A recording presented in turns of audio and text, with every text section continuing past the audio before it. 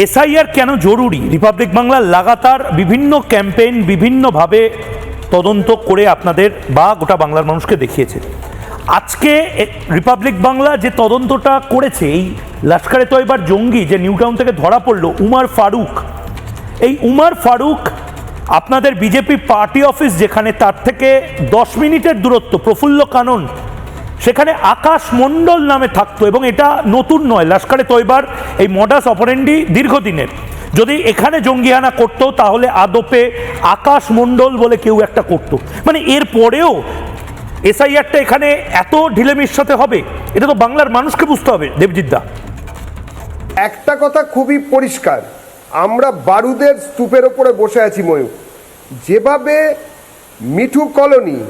Mithu colony Masud colony হয়ে গিয়েছে রাজারহাটে, এবং তারপরে এসআইআর ঘোষণা হওয়ার সঙ্গে সঙ্গে ওখানটা ফাঁকা হয়ে গেল, ওরা সব পালিয়ে গেল। এখন যেটা দেখা যাচ্ছে একটা অদ্ভুত ঘটনা, যে আকাশ মণ্ডল নামনি লোকটি, যে কিনা ওমর ফারুক কিংবা অন্য কোনো নামও হতে পারে, এটা পুরোপুরি ভারত রাষ্ট্রের ওপরে জেহাদি হামলা।